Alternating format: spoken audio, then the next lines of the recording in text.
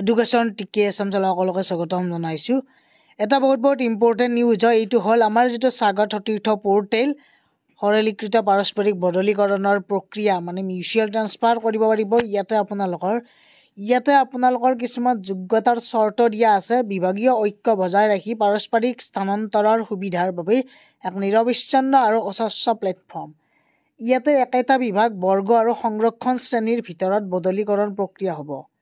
ধৰি লওক কাৰোবাৰ এডুকেশ্যনৰ লগতে হ'ব, কোনোবা তৃতীয় বৰ্গৰ কৰ্মচাৰী তৃতীয় বৰ্গৰ লগত হ'ব, তেনেকুৱা হ'ব বা ফ'ৰ্থ গ্ৰেডৰ লগত হ'ব।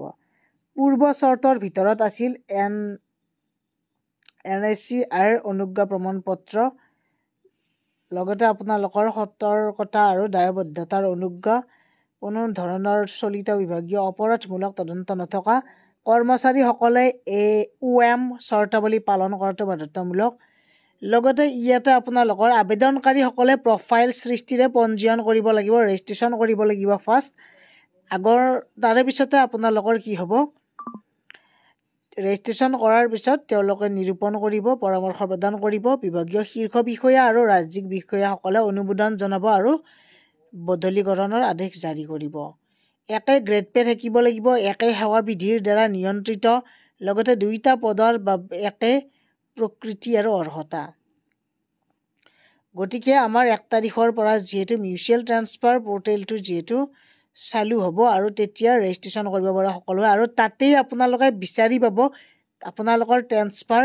গতিকে গোটেইখিনি কাম তাতেই হ'ব, কাৰণ ষ্ট্ৰং পৰ্টেল হ'বলৈ গৈছে এইটো এটা সেইকাৰণে।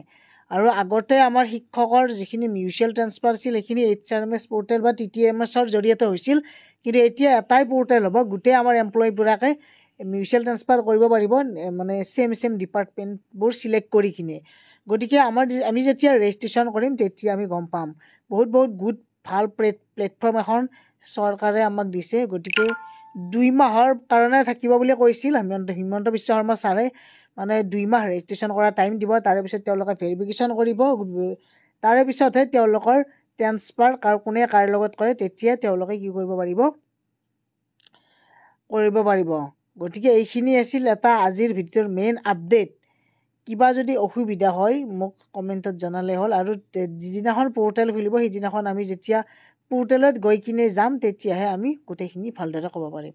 গতিকে আজিলৈ ইমানেই, ধন্যবাদ, থেংক ইউ।